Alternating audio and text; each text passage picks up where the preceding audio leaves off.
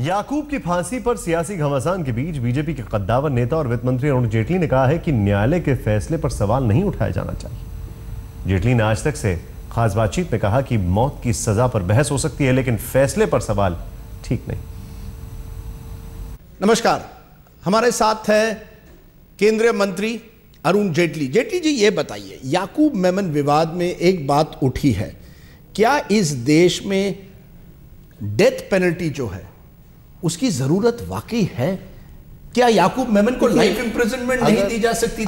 अगर इस पे अगर केवल एक एकेडमिक चर्चा होनी है तो मुझे चर्चा से कोई शिकायत नहीं है। चर्चा तो हमेशा किसी भी समाज में होनी चाहिए। हो सकता है 10-20 साल बाद ऐसी स्थिति आए कि समाज का चिंतन यह बने कि आपको मृत्युदंड की आवश्यकता नहीं है। मैं स्वयं बतलाऊं कि अगर यह सवाल मुझसे आज से 25-30 साल पहले पूछा जाता तो शायद मेरा मत भी यह होता कि अब समय आ गया है कि मृत्युदंड समाप्त भी किया जा सकता है। लेकिन हमेशा यह निर्णय लेते वक्त किसी भी देश की जमीनी हकीकत से मुंह नहीं मोड़ सकते। यूरोप में कितना क्राइम है, कितना टेरर आतंकवाद है, अमेरिका में कितना है। एक 9/11 की घटना हुई, उसके बाद उन्होंने नियंत्रित कर लिया। इसकी तुलना में आप देखिए, आपके पंजाब में आतंक हुआ, बस की बस रोककर काट दी जाती थी। कश्मीर में हुआ, सीमा पार से हुआ। माओवाद, आज कितने ऐसे सैकड़ों ऐसे हमारे नागरिक हैं, सीआरपीएफ के लोग हैं जिनको माओइस्ट आकर मारते हैं। पूर्व उत्तर में हुआ, दक्षिण भारत में हुआ। इस देश ने 2 पूर्व प्रधानमंत्री खोए आतंक के सामने, श्रीमती इंदिरा गांधी और श्री राजीव गांधी। और इसलिए आतंक जैसे ऑफेंस इस देश के अंदर हकीकत है, रियलिटी है। सर, ये बताइए, क्या मृत्यु दंड से होने से क्या ये आतंक रुकेगा? देखिए, क्या आपको वाकई लगता है एक याकूब मेमन को सजाए मौत देने के बाद एक क्या वैकल्पिक प्रश्न पूछ लूं कि अगर आप 257 लोगों की हत्या करवा दें मुंबई जैसी घटना में और फिर मुड़कर कहें कि 14 साल 15 साल के बाद मैं बाहर आ सकता हूं, तो आप उस क्राइम को प्रोत्साहित कर रहे हैं या उसको रोकने की कोशिश कर रहे हैं? लाइफ इंप्रिजनमेंट दीजिए, उसको उम्र कैद दीजिए। ये मृत्युदंड 101 ऐसे देश हैं एमनेस्टी रिपोर्ट के मुताबिक जिन्होंने मृत्युदंड अब निकाल दिया। एमनेस्टी का काम यही है कि नागरिक स्वतंत्रता की बात करें। एमनेस्टी को तो दुनिया भर में पैसा मिलता है, वो ह्यूमन राइट्स के लिए मिलता है। एमनेस्टी कभी विक्टिम्स के अधिकारों के लिए नहीं बोली, एमनेस्टी हमेशा अक्यूज्ड के अधिकारों के लिए बोली है। अगर उसका आप पूरा इतिहास उठाकर देख लें, इसलिए उसको कोई मापदंड मत बताइए। एमनेस्टी ने जो 257 परिवार मुंबई में मरे थे, एमनेस्टी इंटरनेशनल उनके यहाँ नहीं गई थी। वो शायद जिस व्यक्ति को सजा दी जा रही है उसके अधिकारों के बारे में बोलेगी। सर, अरुण जेटली उन 900 व्यक्तियों के बारे में क्यों नहीं बात करते जो बम्बई के राइट्स में, दंगे में मरे थे, जिसके बाद ये ब्लास्ट हुए? अगर उन 900 में से कोई व्यक्ति पकड़े जाते हैं और मुकदमा चलता है और न्यायपालिका तय करती है कि इसने फसाद करवा के 900 लोग मारे और न्यायपालिका उसको देती है, तो निश्चित रूप से वो दंड हुआ नहीं ना, हुआ नहीं। देखिए, आप जो हकीकत है, 900 लोग मरते हैं, किसी को सजाए मौत या लाइफ इंप्रिजनमेंट नहीं मिलती। आप इसको देखिए, 257 लोग जब मरे मुंबई में तो केवल एक को मिली। 26/11 की इतनी बड़ी घटना हुई तो केवल एक को मिली। तो ये तो बहुत रेयर उदाहरण होते हैं जब समाज में पार्लियामेंट के ऊपर इतना बड़ा आक्रमण हुआ, केवल एक व्यक्ति को मृत्युदंड मिला। तो इसलिए इन घटनाओं को आप हमारी न्याय व्यवस्था की जो कमजोरियां हैं उसके आधार पर कह दो, इसलिए आतंक करने वालों को छोड़ दो। मैं इस तर्क को स्वीकार करने को तैयार। यानी आपका कहना है, क्योंकि अब आईसिस, कुछ लोग कहते हैं आईसिस भी अब कश्मीर में आ गया है, आपका कहना है कि क्या वाकई आपको लगता है कि अगर देश से मृत्युदंड अगर रहती है स्टैट्यूट बुक्स पर तो आईसिस नहीं आए? आप सॉफ्ट स्टेट, आतंक तो आएगा ही नहीं। अगर आप एक नरम देश रहते हो, सॉफ्ट स्टेट रहते हो, और जहां आप अपराध इस प्रकार के करो और सस्ते में छूटोगे तो आपको प्रोत्साहन मिलने वाला है, आपको डिसइंसेंटिव नहीं मिलेगा। सर, मेरा यह कहना है, अफजल गुरु को आपने फांसी दी, क्या उससे आतंक बंद हुआ? क्या आपने अजमल कसब को फांसी दी, पाकिस्तान से अभी भी आतंक होता है? अब आपने याकूब मेमन को फांसी दी, क्या आपको लगता है वाकई आतंक खत्म होगा? मैं इसका एक प्रश्न के माध्यम से पूछ सकता हूं, आपसे भी और दिग्विजय सिंह जी से भी और शशि थरूर से। जिन लोगों ने इंदिरा जी की हत्या की, क्या उनको फांसी नहीं मिलनी चाहिए थी? और इस देश का मजाक बनता पूरी दुनिया के सामने कि आपने इस देश के प्रधानमंत्री को मार दिया और फिर आपका देश का कानून कहता है और कांग्रेस पार्टी के सांसद कहते हैं कि नहीं नहीं हम इस दंड के खिलाफ हैं।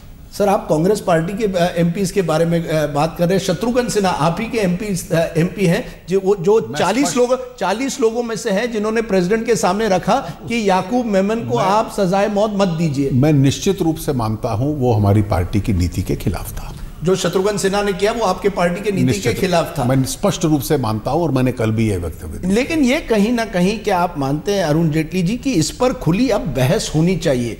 क्योंकि जनता में क्या हुआ है, देखिए असउद्दीन ओवैसी अब कह रहे हैं कि ये जो हो रहा है मुसलमानों के खिलाफ हो रहा है। इससे एक बड़ी डेंजरस बात आ रही है जिससे टेरर जो है एक तरह से सांप्रदायिक एक रूप ले रहा है। देखिए गलत बात है।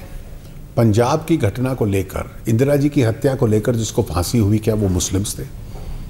आपके माओवादी इलाकों में जो आतंक फैलता है, या जो तमिलनाडु के अंदर घटना हुई जो राजीव जी के साथ हुई, वो क्या मुस्लिम्स थे?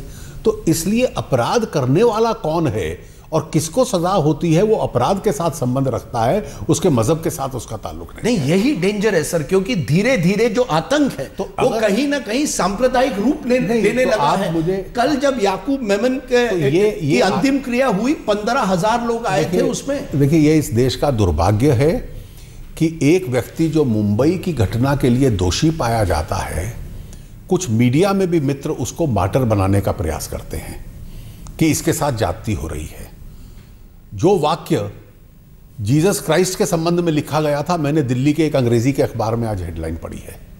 और अगर इस देश की यह परिस्थिति है तो इस देश के अंदर कम से कम स्पष्ट रूप से आतंक के खिलाफ बोलने वालों की जरूरत है। लेकिन यह भी सही है कि 1993 के ब्लास्ट में जो प्रमुख आरोपी थे वो थे टाइगर मेमन, दाऊद इब्राहिम। आपकी पकड़ उन तक तो नहीं पहुंचती। अभी भी कुछ लोग सवाल उठाते हैं कि क्या इतना प्रमाण आपके खिलाफ था कि याकूब मेमन वाकई प्राइम कंस्पिरेटर था? उठाते हैं। 7 बार अलग अलग अदालतों में यह केस सुना गया है। 13 सुप्रीम कोर्ट के जजेस ने एक एक करके इसको सुना है। सबका अगर एक मत है तो कोई व्यक्ति हस्ताक्षर करने जानता है एक ज्ञापन पे, वो सुप्रीम कोर्ट से बड़ा हो गया क्या?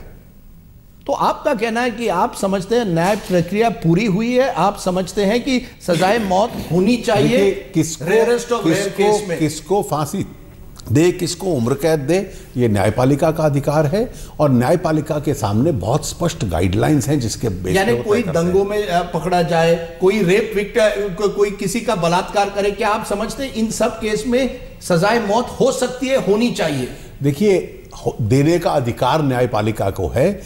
जो उस केस के फैक्ट्स देखकर न्यायपालिका तय करेगी, ये सरकार तय नहीं करती। आखिर में मैं आपको पूछूंगा, लॉ कमीशन चाहती है इस पर पूरा बहस हो, उनकी हियरिंग्स हुई है। ये समझा जाता है कि लॉ कमीशन खुद समझती है कि धीरे धीरे सजाए मौत को हमारे स्टैट्यूट बुक से निकालना चाहिए। बहस पे मुझे कोई इतराज नहीं है। बहस तो किसी भी जीवित समाज में होनी चाहिए, लेकिन जमीन की हकीकत का कुछ ताल्लुक उस बहस के साथ रहेगा। ये हकीकत ओवैसी जी और दिग्विजय सिंह और अलग लोग कहते हैं कि देखिए अकालियों का जब मामला उठता है बेअंत सिंह किलर में, वहां आप छूट देते हैं क्योंकि अकालियों की ताकत है। राजीव गांधी के किलर जो हैं तब आपने उनको छूट दे दी। किसने छूट दी?